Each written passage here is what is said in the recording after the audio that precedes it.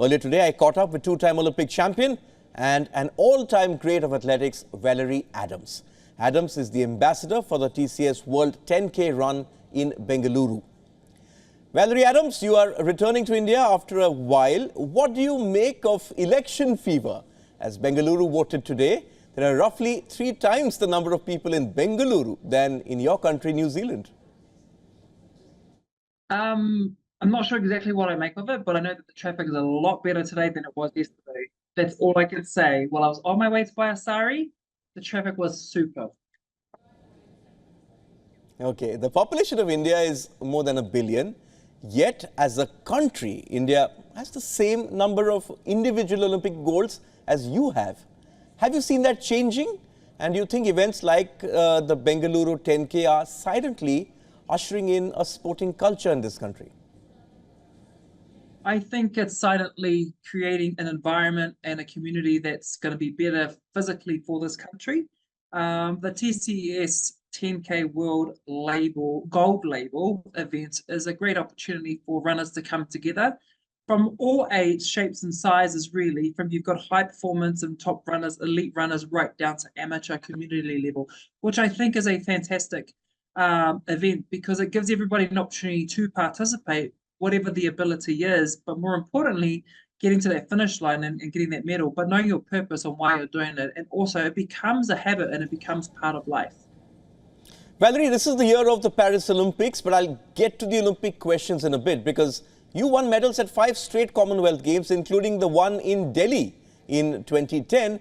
Now, there are not many takers for them after Victoria from Australia pulled out. Do you fear for those games, and do you think that they have any relevance today? I think the Commonwealth Games is such an important stepping stone, especially for those young athletes coming through. Sometimes the Commonwealth Games is as high as they could go.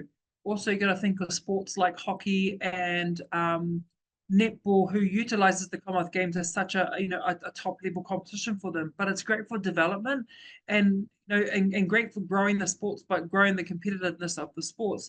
The Olympic Games is a massive jump. It is a massive jump as far as results and competitiveness. And it's really, really sad that Australia has pulled out of these Commonwealth Games about to happen, that a lot of athletes were targeting. But it's the development of sports worldwide for the Commonwealth countries is very difficult if you really think about it. Europe has European championships and they have multiple opportunities to compete at a high level, but like the Asian Championship, Oceania Championship, is the level is absolutely rubbish. I'm not going to put it, I'm not mixing the words. It's absolutely rubbish. So the Commonwealth Games becomes a stepping stone to going to the Olympic Games. I love the Commonwealth Games. It was a bit more relaxed for me, but it was a great environment to see development and young athletes come through the system. Strong words there, Valerie. Let's talk about the Olympics because India is interested in bidding for the 2036 Olympic Games.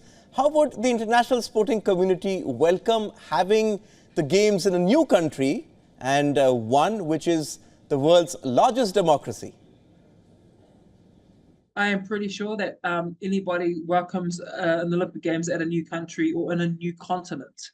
And then somewhere like India, I think they'll do a wonderful job in hosting such an event. So all I can say is best of luck for your bid, and hopefully you guys can get everything you need to lined up, and it all works out for you. But I think it's a great opportunity for India, not only from an economy point of view, but also tourism and getting people to see just how amazing your country is. Those Olympics will happen in 2036 if the Indian bid goes through. But I need to take you up on the Paris Olympics. Now, athletics, your sport, it's made quite the splash, hasn't it, with the prize money announcement. Some say it's against the Olympic spirit. That's what certain federations, international federations say. What do you have to say about that? I don't think it is. Personally, I think, athletics has made progress in this space. Athletes deserve it. The World Athletics, athletes, for example, throwers, they don't make a hell of a lot of money. They dedicate 4 years of their lives towards these Olympic Games, and good for them. I didn't get the privilege of having prize money at Olympic Games, etc. But at the end of the day, I think it's a positive thing that's happening, and that we should embrace it. And other federations should find ways and means in how they can support their athletes and give their athletes what they deserve. especially if they've got podium finishes, etc., etc. Valerie, another big issue ahead of the Olympic Games is this situation in swimming, which I alluded to earlier. Now, WADA's accused of applying rules subjectively. It's now appointed an independent prosecutor.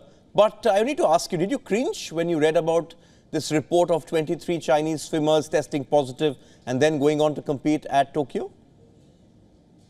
I think everybody cringes at that, the prospect of them competing there. But I haven't, to be honest, I haven't really read deeply into that situation and into that case, because obviously because it's not athletics related, it's far from my mind. But from an athlete's point of view, they, globally, they're going to look at this as being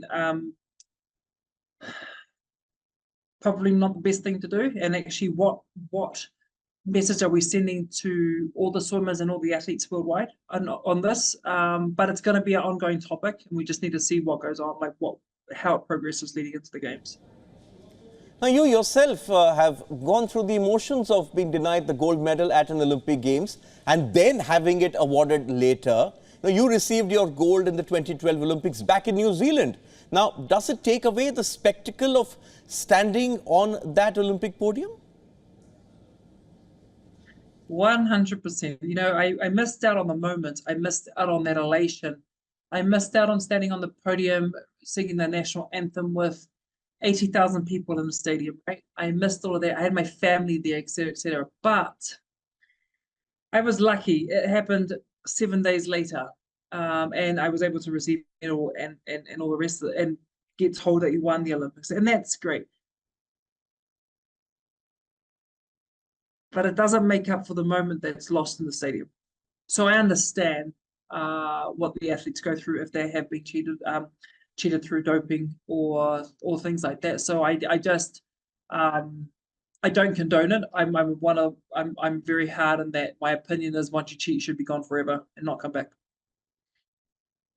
There's also the other burning question ahead of the Summer Olympics. You're the head of World Athletics' Athletes Commission. Should Russian and Belarusian athletes compete at Paris 2024? Where do you stand on that, Valerie? Athletics point of view, I think the sport of athletics has really made a good stance on this, and I believe that until they fulfill the requirements that have been set out, they know. Yeah, I mean the IOC has their own regulations in place, but as far as athletics is concerned, I'm very staunch in where they stand, and I support them 100%. And they've got requirements that they got to reach as far as the individual country. So until they do that, then nah. That's a NO from me, miss. Very, very straightforward. I love that. On that note, Valerie Adams, thank you so much for your time and your fascinating and brutally honest insights. It's an honor to be able to interact with a true legend of world sport on this show.